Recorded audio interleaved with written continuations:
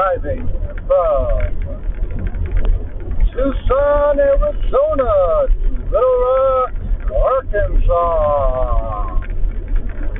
Tonight, it's an 8-hour trip. Or not 8 hours, I'm dumb. It is actually an 18-hour trip. I will be doing this on 4 hours of sleep. So, let's get started with the chill smoke session. You're not going to be able to see my face, so that's okay. We'll try and make stories, tonight while I drive through the vast desert of Arizona and New Mexico. Probably put up another video after this, like in the morning at some point, or maybe even later in the evening. I don't know. I don't really have much to do except drive. So let's get it. Let's do this. Let me light my cigarette. Let's get started. Let's press the semi real quick. Change lanes. I'll be honest with you. I have no idea what story I'm going to tell you.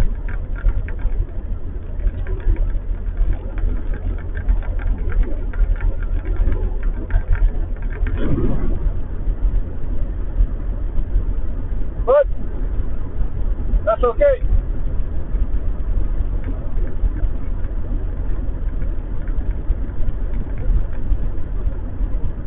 So let's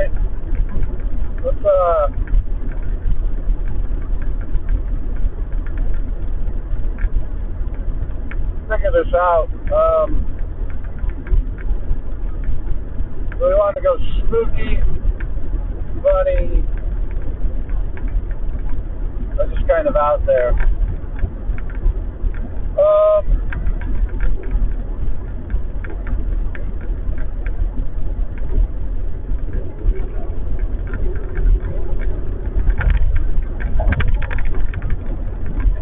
I'm going to just tell you guys some stories from when I was driving semi-truck to myself. They're not going to be mine, but they're going to be stories that I heard from other truck drivers.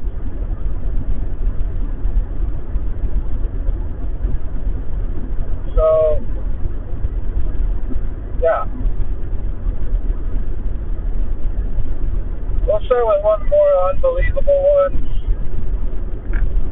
Now, I don't know if it's true, but I'm open to the idea that it is true.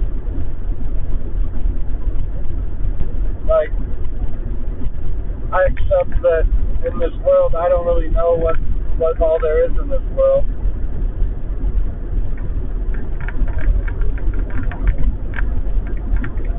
I'm not going to claim that I do. So, I mean, that's pretty obvious, but just claim that I don't. I'm not even sure if you guys can hear me. I'm connected to the Bluetooth and windows down.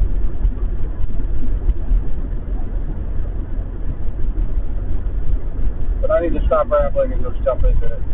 So, this truck driver claimed that he was driving down I-80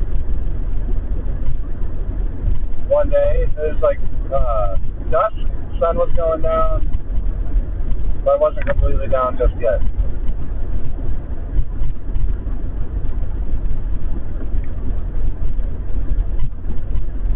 And he was in Iowa, I do believe, and he was getting pretty tired, so he was trying to find a place to park for the night.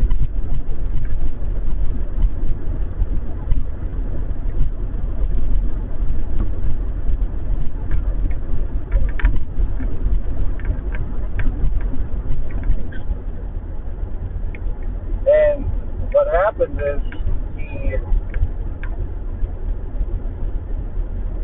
he remembers seeing this really old bridge that went over the interstate. Like, definitely not modern built style, but it's old. Just an old, like, bridge for other cars to get over. Like, like just a local road. And then he was driving for hours, and there was nothing. Like, the sun was still where it was. It hadn't moved. And he checked the clocks, and they hadn't changed. The time hadn't changed. And if you drive big trucks, it was me. For me, I know I very rarely really check the time, especially if I was going a long distance, just because, like, what's the point? Like, all I need to be aware of is where I'm at and how much distance I have to go till, like, I have to turn or something. Like, time is irrelevant, especially if I'm not cutting it close on when I have to make the delivery. So, yeah. So he checked his clocks, and the time hadn't changed. But he swears he had been driving for another hour or two. The sun was still up, and started to freak out a little bit. So he, like, tried calling his dispatcher. He tried calling relatives, and nobody was answering their phones. So he was exhausted at this point. So what he decided to do was just pull over on the side of the road on the shoulder and just go to sleep. And he wakes up to his mom calling his name, and he's in a bed. Like, he's not like in his bunk in his truck, but he's in a house, in a bedroom, in a bed. And he realizes that he is not himself. He was a child, a little boy, and he was dressed in, like, early 1900s clothing. And he went downstairs to where his mom was calling him, and yeah, just his mom was in, like, one of those early 1900s dresses at breakfast. It's just really weird. And he, like, pretty much lived his life as this kid, like, all the way until the day he died as that kid. And when he died, he woke up back in his semi-truck to a cop pounding on his door. And he was really thirsty, like, unbelievably thirsty. And the cop told him that he couldn't park there and that he needed to get to a truck stop as soon as possible if he needed to sleep. And he didn't check his phone or anything. And he gets to the next truck stop, and he checks the time. It's like mid to late morning, and he checks the date, and it's 2 days later. So he had been sleeping for 2 days. He had all these missed phone calls from his wife, his mom, his dispatcher, and everybody's just trying to get a hold of him. He was asleep for fucking 2 days. It's crazy, you know? Like, so he pretty much went through some sort of time hole thing, something, I don't know. And he was just really freaked out about it, and he tries to avoid I-80 now. But the last time, from when he told me this, but the last time he went down I-80, he didn't see that bridge again. He could not find that bridge.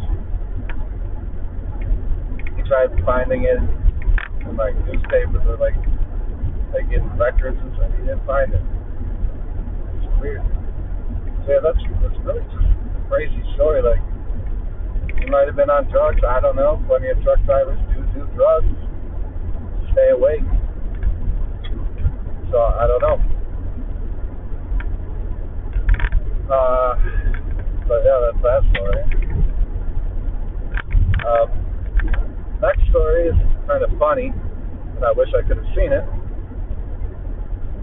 But this guy was having his truck worked on, and he's just sitting out on a bench outside eating lunch or something, and he sees this other truck driver walking his dog. Plenty of truck drivers have like their own little animals with them. Some people have dogs, some people have one dog, some people bring their cats. I've heard of people bringing goats, lizards, birds with them on the truck, just driving companions. But he's sitting there and the guy's walking his dog past these trucks, and his dog just starts going ballistic, like after certain trucks. And the guy looks at the truck, and there's this monkey. This other trucker's sitting in his truck, and he's got a monkey with a little monkey. And the truck driver that's sitting in the truck with his monkey rolls down his window and tells the truck driver with his dog to get his dog out away from there, or to shut it up. And what the truck driver with the dog does is he unleashes his dog. And his dog is jumping on that truck driver's, like, driver door and whatnot. Just going like, he really wants that monkey. So what the truck driver with the monkey does is he, well, let me back up. The monkey, once the truck driver cracked his window to tell that other truck driver to get his dog out of there, the monkey fucking bolted through that window and was like trying to get out of the window and just going like crazy, like he wanted a piece of that dog. So I'll fast forward back to the part where the dog is jumping on the fucking driver door, and the truck driver with the monkey's like, hey man, last chance to get your dog out of here. The truck driver that owned the dog is like, oh yeah? What are you going to do? So, truck driver with the monkey gives the monkey a little baseball bat and rolls down the window the rest of the way, and the monkey jumps out of the truck, gets on top of the dog, like pretty much like it was a fucking horse, and just starts beating the crap out of the dog with the baseball bat. And the dog he's panicking, and the dog takes off with this monkey on his back, and the dog's beating on him. And the dude that owns the dog starts freaking out, like, what the hell, dude? And like goes after his dog and the monkey. And the truck driver that owns the monkey gets out of his truck and goes inside the truck stop. And like 5 minutes later, the monkey comes back, jumps into the window of the truck, hangs out. Like, and that's another story. Like, I can't say if that's for real or not, but it sounds hilarious. Like, I feel bad for the dog, but like to see that would have been incredible. You know what I mean?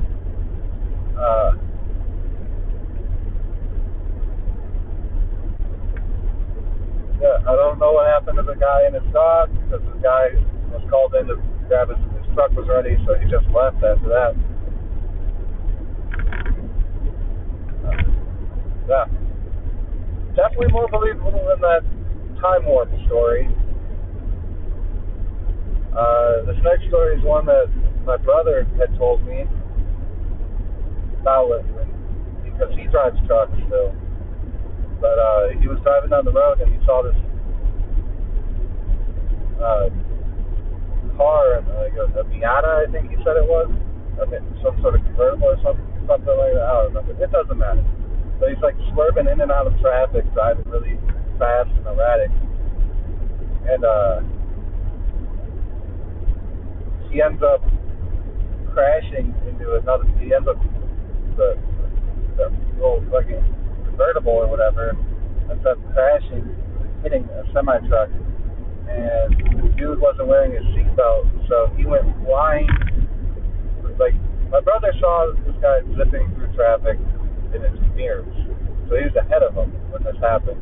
And the guy flew out of his windshield and skidded on the ground, and he was going so fast that his body caught up to my brother's truck for a second, just tumbling down the highway. And yeah, he got on the CD, and the guy that was hit asked him if he would stay to talk to the cops, and he was like, "Nope, I ain't." Like that, he was terrible. Like, seeing that messed him up a little bit. Cause, I mean, who wouldn't get messed up from seeing that, you know? And he did not want to stick around and talk to no cops. He didn't want to stick around and like be a part of that scene. I can't blame him for that. So one time, my brother flipped his semi-truck. He was driving down a gravel road for some reason. I mean, that's where he had to make his delivery. Which, for the truck drivers that do that, like some truck drivers do have to go down these shady roads to make deliveries.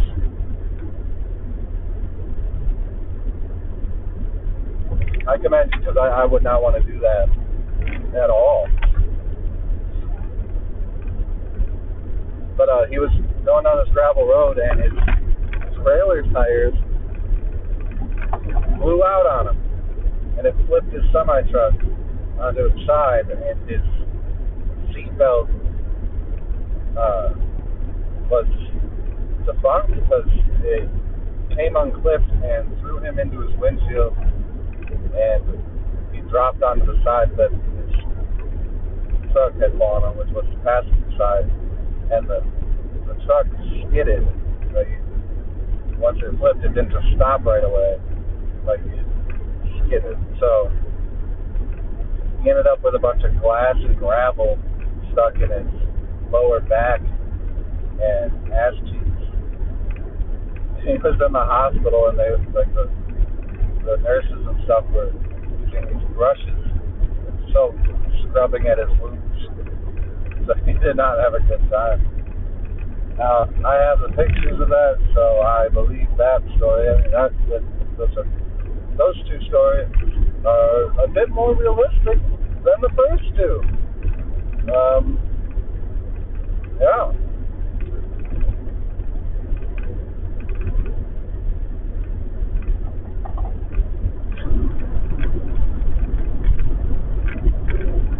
I got those stories for you. Let me think. Yeah. I guess this is a pretty well-known thing amongst truck drivers. The black dog. It's an omen for truck drivers. If you see a black dog on the side of the road where you're driving, it means that it's time to pull over and stop for the night. It's pretty much a sign that you are about to get into an accident or something bad is going to happen. So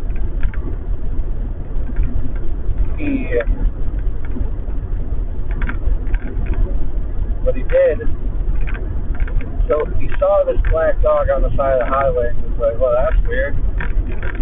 He didn't really take it as a sign. He just assumed it was somebody's dog who lived in that area, as most people would.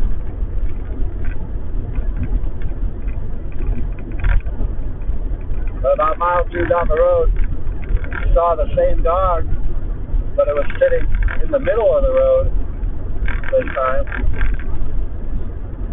And he didn't have time to avoid it, and he ended up hitting it. And so he stopped and pulled over to the road, to the shoulder, got out and went to go check on the dog, see if it was okay or not.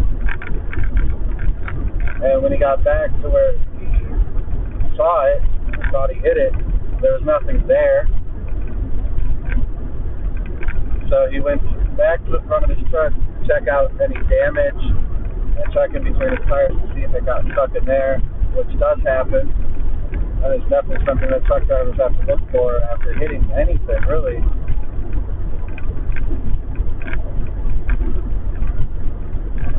There's a dent, but no blood or anything, no fur.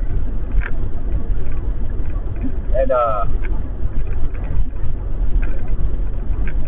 as he's he's as he's checking out his vehicle, his truck, his tractor trailer,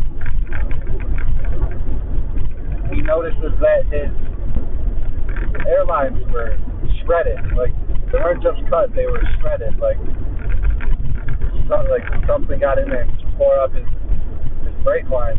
Which, if you know anything about semi-trucks, that they use air brakes, which what they do is they just compress a bunch of air into the brake area, and springs, and the air pushes back the springs so that you can move.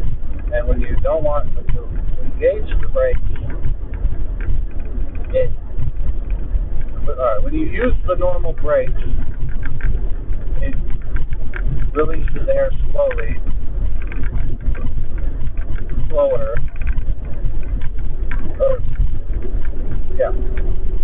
Releases the air, and then when you pull the emergency brakes, it completely releases air as fast as possible.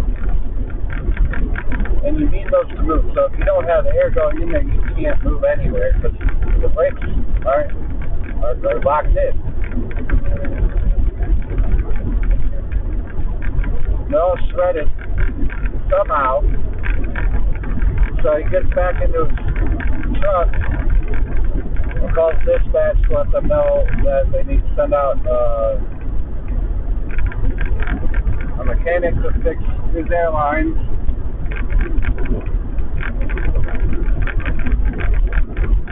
And while he's waiting a few minutes, he notices another truck is coming up.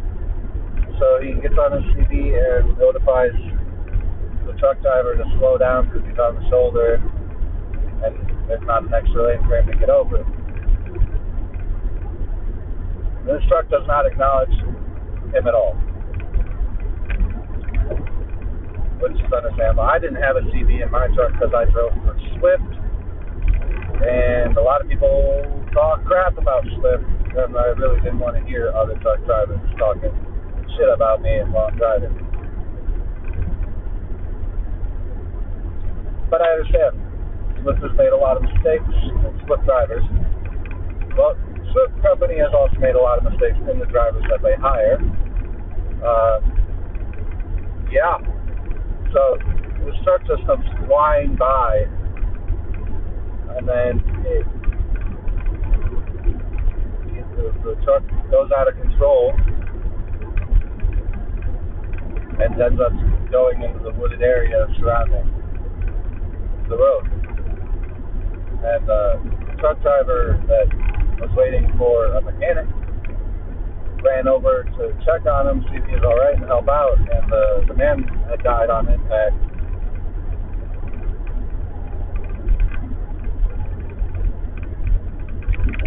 And so the original truck driver that's still alive decided that he's convinced that the black dog he saw stopped him from being that truck driver that got to the accident, or stopped him from getting into an accident at all.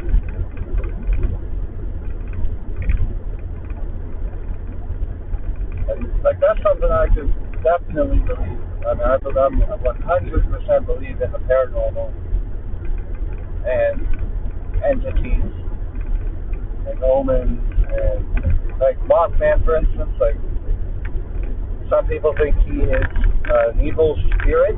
Other people believe he is an omen that tries to warn people that something is going to happen, and others blame Mothman for tragic accidents that happen. Like, some people say that they saw him during 9/11. for a few days before 9/11 in the surrounding area, and also flying around the Twin Towers. I personally believe he is an omen, and he is just trying, he or she, whatever, Mothman, don't call me he because his name is Mothman.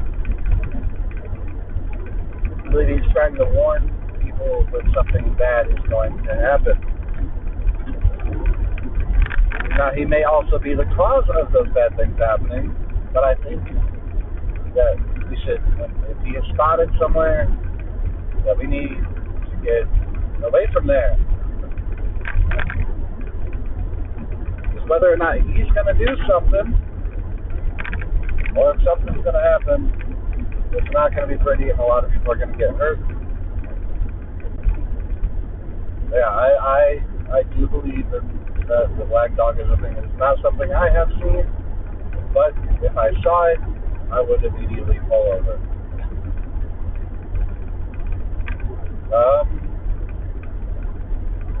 Yeah. Got a couple quick stories for you, and then we'll end this just because it's kind of getting long. But other truck driver, he had parked in an abandoned Walmart parking lot, like one of those Walmarts that just closed down. He just parked there for the night, and when he parked, he could hear like a dog barking off in the distance, and he didn't pay any mind to it. He just got ready for bed, went to bed. A few hours later, he gets woken up by barking, growling, something scratching at his driver door. So he gets up, check it out, and it's a man, it's a guy, barking and foaming at the mouth, scratching at his driver door, going ballistic. Not a very long story, but that's pretty much what it was. The guy kind of left, got into his driver's seat, and just went on somewhere else to park. No. So the next, the last story, but